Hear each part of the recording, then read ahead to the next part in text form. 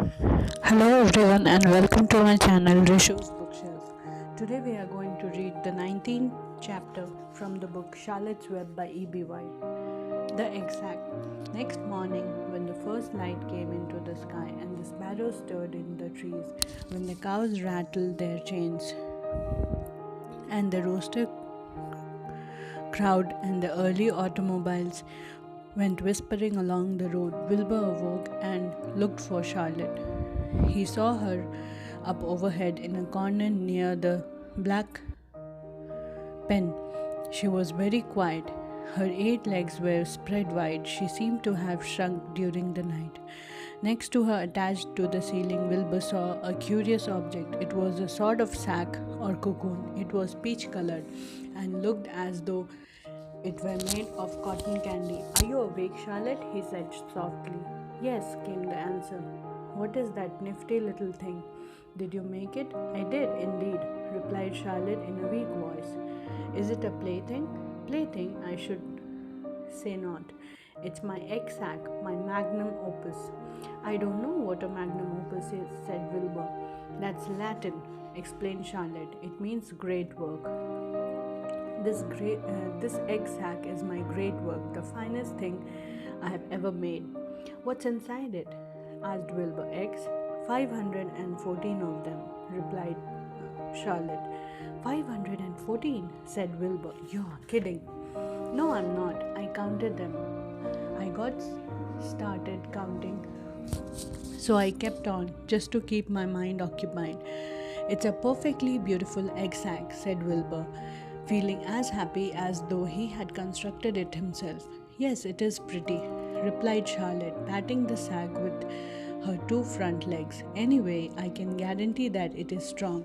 It's made out of the toughest material I have. It's also waterproof. The eggs are inside and will be warm and dry.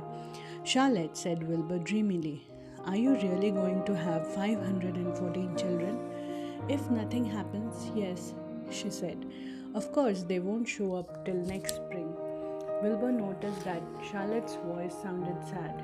What makes you sound so downhearted? I should think you'd be terribly happy about this. Oh, don't pay attention to me, said Charlotte. I just don't have much pep anymore.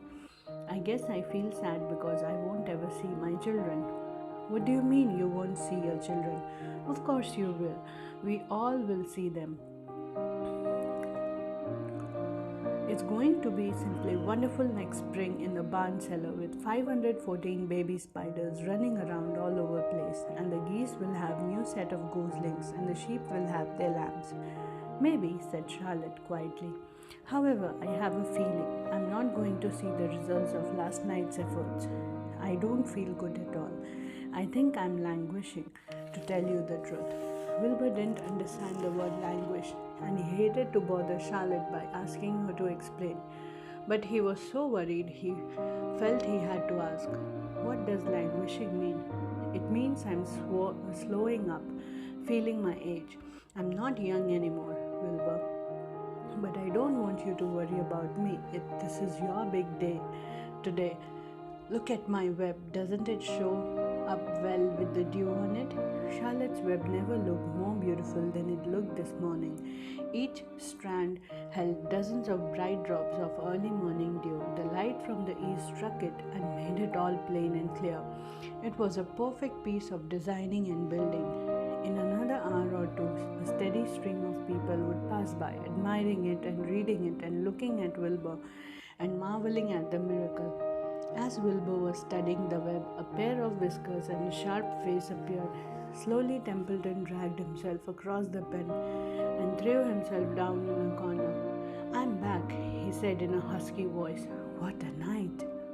The rat was swollen to twice his normal size. His stomach was big, round as a jelly jar. What a night, he repeated hoarsely. What feasting and carousing, a real gorge. I must have eaten the remains of 30 lunches. Never have I seen such leavings, and everything well ripened and seasoned with the passage of time and heat of the day. Oh, it was rich, my friends, rich. You ought to be ashamed of yourself, said Charlotte in disgust. It would serve you right if you had an attack of indigestion. Don't worry about my stomach, snarled Templeton. I can handle anything. And by the way, I've got some bad news. As I came past that pig next door, the one that calls himself Uncle, I noticed a blue tag on front of his pen. This means he have won the first prize. I guess you're licked, Wilbur. You might as well relax. Nobody is going to hang any medal on you. Furthermore, I wouldn't be surprised if Zuckerman changes his mind about you. Wait till he gets hankering for some fresh pork and smoked ham and crisp bacon. He'll take the knife to you, my boy. Be still, Templeton, said Charlotte. You are too stuffed and bloated to know what you're saying. Don't pay attention to him, Wilbur. Wilbur tried not to think about what the rat just said. He decided to change the subject. Templeton, said Wilbur, if you weren't so dopey, you would have noticed that Charlotte has made an egg sac. She's going to become a mother. For your information, there are 514 eggs in that peachy little sack. Is this true? Asked the rat, eyeing the sack suspiciously. Yes, it's true, sighed Charlotte. Congratulations, murmured Templeton. This has been a night. He closed his eyes, pulled some straw over himself, dropped off into a deep sleep. Wilbur and Charlotte were glad to get rid of him for a while. At 9 o'clock, Mr. Arabel's truck rolled in the fairgrounds and came to a stop at Wilbur's pen. Everybody climbed out. Look, cried Fern, look at Charlotte's Web. Look what it says. The grown-ups and children joined hands and stood there, studying the sign. Humble, said Mr. Zuckerman. Now, isn't that just the word for Wilbur? Everyone rejoiced to find that the miracle of the web had been repeated. Wilbur gazed up lovingly into their faces. He looked very humble and very grateful. Fern winked at Charlotte. Lovey soon got busy. He poured a bucket of warm slops into the trough, and while Wilbur ate his breakfast, Lovey scratched him gently with a smooth stick. Wait a minute, cried Avery. Look at this. He pointed at the blue tag on Uncle's pen. This big has won first prize already. The Zuckermans and the Arabels stared at the tag. Mrs. Zuckerman began to cry. Nobody said a word. They just stared at the tag. Then they stared at Uncle. Then they stared at the tag again. Lovey took out an enormous handkerchief and blew his nose very loud. So loud, in fact, that the noise was heard by stable boys over the horse barn. Can I have some money? Asked Fern. I want to go out on the midway. You stay right where you are, said her mother. Tears came to Fern's eyes. What's everybody crying about, Mr. Zuckerman? Let's get busy. Edith, bring the buttermilk. Mrs. Zuckerman wiped his eyes with a handkerchief. She went to the truck and came back with a gallon jar of buttermilk. Bath time, said Mr. Zuckerman cheerfully, and Mrs. Zuckerman and Avery climbed into Wilbur's pen. Avery slowly poured buttermilk on Wilbur's head and back, and as it trickled down his sides and cheeks, Mr. and Mrs. Zuckerman rubbed it into his hair and skin. Passers-by stopped to watch. Pretty soon, quite a crowd had gathered. Wilbur grew beautifully white and smooth. The morning sun shone through his pink ears. He isn't as big as the pig next door, remarked one bystander, but he's cleaner. That's what I like. So do I, said another man. He's humble too, said a woman, reading the sign on the web. Everybody who visited the pig pen had a good word to say about Wilbur. Everyone admired the web, and of course nobody noticed Charlotte. Suddenly a voice was heard on the loudspeaker. Attention please, it said. Will Mr. Homer Zuckerman bring his famous pig to the judges' booth in front of the grandstand? A special award will be made there in 20 minutes. Everyone is invited to attend.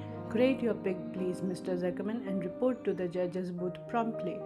For a moment after this announcement, the rebels and the Zuckermans were unable to speak or move. Then Avery picked up a handful of straw, threw it high in the air, and gave a loud yell. The straw fluttered down like a confetti in Fern's hair. Mr. Zuckerman hugged Mrs. Zuckerman.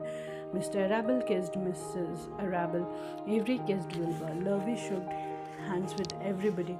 Fern hugged her mother. Avery hugged Fern. Mrs. Arabelle hugged Mrs. Zuckerman. Up overhead in the shadows of the ceiling, Charlotte crouched unseen, her front legs encircling her egg sac. Her heart was not beating as strongly as usual, and she felt weary and old. But she was sure at last that she had saved Wilbur's life, and she felt peaceful and contented. "We have no time to lose," shouted Mr. Zuckerman. "Lovey, help with the crate." "Can I have some money?" asked Fern. "You wait," said Mrs. Arabelle. "Can't you see everybody is busy? Put that empty buttermilk jar into the truck," commanded Mr. Arabelle. Avery grabbed the jar and rushed to the truck. "Does my hair look all right?" asked Mrs. Zuckerman. "Looks fine," snapped Mr. Zuckerman as he and Lovey set the crate down in front of Wilbur.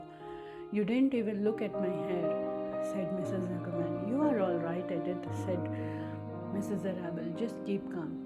Templeton, asleep in the straw, heard the commotion and awoke. He didn't know exactly what was going on, but when he saw the men shoving Wilbur into the crate, he made up his mind to go along. He watched his chance, and when no one was looking, he crept into the crate and buried himself in the straw at the bottom.